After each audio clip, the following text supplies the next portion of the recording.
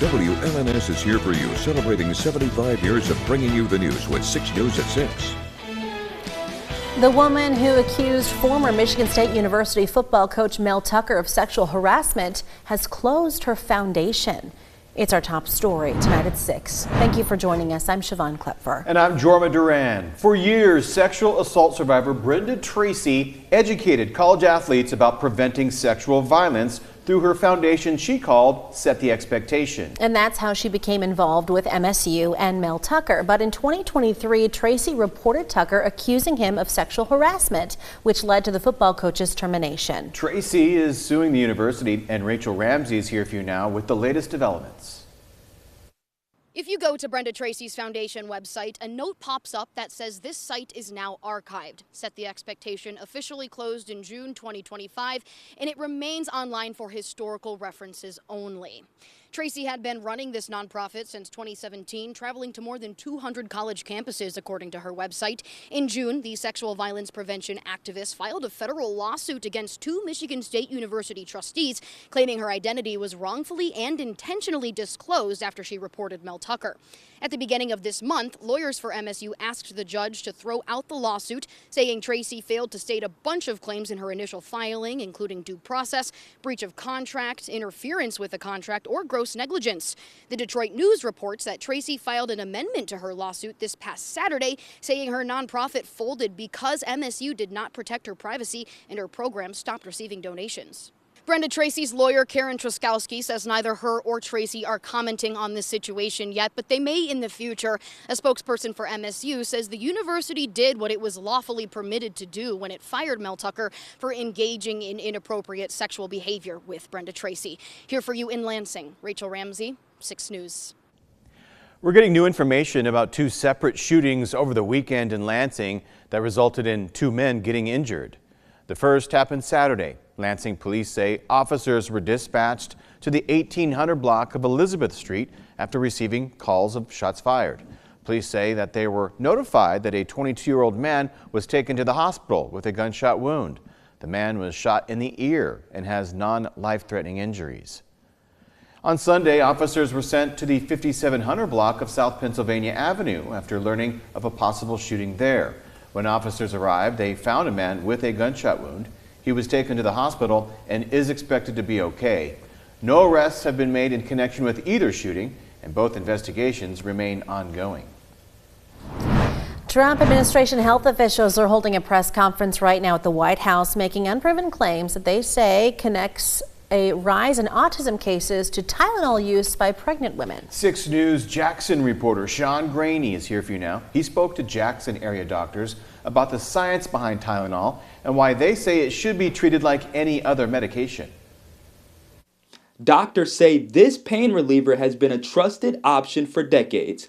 But now White House health officials are questioning how safe it really is during pregnancy and if it could be linked to learning disorders. During pregnancy, it's best not to use any drugs. In a meeting at the White House today, federal officials are expected to draw a connection between Tylenol use in pregnancy and autism in children. Jackson Dr. K.V. Rao says all medicines have risks and side effects. Even when you cross the road, some vehicle can hit you. So if it is extremely minimal, but I think nothing has been proven. Rao has over 50 years of experience as a pediatrician. He says Tylenol side effects respond like any other medication for pain, and risks are based on consumption. When Tylenol is taken in a very high dose, yes, it can cause some liver damage. Like Tylenol poisoning can occur if somebody swallows a lot. But again, any substance taken in a very high dose can be harmful. Even water. The Women's Center of Greater Lansing is a nonprofit advocacy group dedicated to helping women achieve independence and a strong well-being. Executive Director Rebecca Kaysen says decisions like these solely need to be research-based. Let's find out the strong data before making conclusions that could actually be more dangerous for the pregnant person and their fetus. Rao says he will continue prescribing Tylenol as needed and adds he doesn't believe there is a correlation between the drug and autism at all. I do not think there is a link to autism with the Tylenol. Now, if the question comes up that there are more autistic children now, I think it's more, we are diagnosing more Here for you in Jackson, Sean Graney, 6 News. A federal court in California has temporarily blocked the Trump administration's efforts for states to hand over the personal information of SNAP recipients.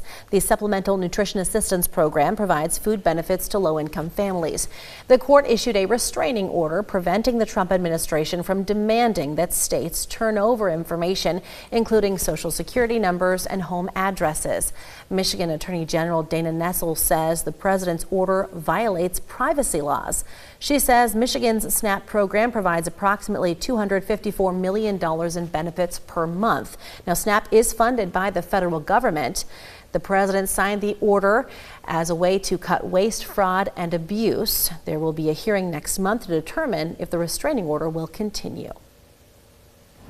6 News is your local election headquarters, and more than 22,000 absentee ballots are now being prepared to be mailed out to Lansing voters this Friday for the November 4th Lansing general election. Clerk staff and volunteers will be spending the next couple of days preparing the first batch of ballots to be mailed out and processing absentee applications. Voters can still apply for a ballot online and sign up to be on the permanent mail ballot list. Voters must return their ballot by 8 p.m. on Election Day to be counted, which is Tuesday, November 4th. From Storm Tracker 6, this is Weather First, sponsored by Auto Owners Insurance. Simple human sense.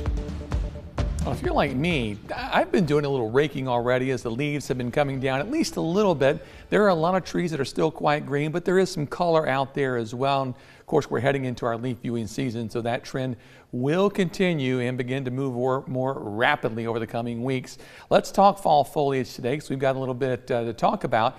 And overall, the chances for you seeing some color out there are looking pretty good. Our Picks on 6 pick of the day from Cindy showing some fall foliage this afternoon. And boy, it is looking spectacular, at least in spots. But again, it's very spotty as to who's seeing the fall foliage and who is not. Here's a look at the Hillsdale County Fair. Speaking of fall fun things to do, today, tomorrow, and Thursday, we've got a chance for showers, but I wouldn't let that dissuade you. Temperatures will be very pleasant, and I think there'll be some dry time out there for the Hillsdale County Fair as well. So again, that is looking fairly good. The 5-day rainfall forecast. Notice we've got some pretty good rain across mid-Michigan, but the heaviest is going to be to our south and east, not really here in mid-Michigan. So no big problems with localized flooding, anything like that. But each day there's going to be a chance for rain through Thursday, and then as we head into Friday, Saturday, and Sunday, I ordered this up for the weekend just for you. 0% chance of rain on Saturday, lots of sunshine and pleasant temperatures. Doppler radar shows some showers to our southeast. One tried to form near Kalamazoo, just a little leftover sprinkle there, and that's about it so far this evening. As we broaden the view, more showers to the west, but there's a lot less activity. That air mass will slowly make its way here over the next few days.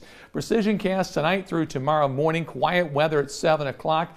Stray shower possible. Odds are very low. You'll see rain tomorrow morning. Tomorrow afternoon, that begins to change with a few scattered showers and thunderstorms through 3, 4, 5 o'clock or so. Rain chances will go down just a bit as we head towards tomorrow night, but more rain gathering to our southwest will move in as we head into Wednesday and give us another good soaking of rain before the worst of this system is done. Temperatures currently are sitting in the mid-70s across mid-Michigan. Very pleasant all across the viewing area. It is on the humid side, though. I mean, you look at the humidity on the McLaren cam, 73%, pretty high. Temperature 76 degrees, light rainfall totals so far today. In Grand Ledge, we've been getting a little sunshine poking through. Temperature 76 degrees, humidity 72%, while in Jackson, we saw a little bit more in the way of rain, close to 0.3 of an inch. Finally, in Hillsdale, with mostly cloudy skies, temperature at 71, and our rain total 24/100ths of an inch.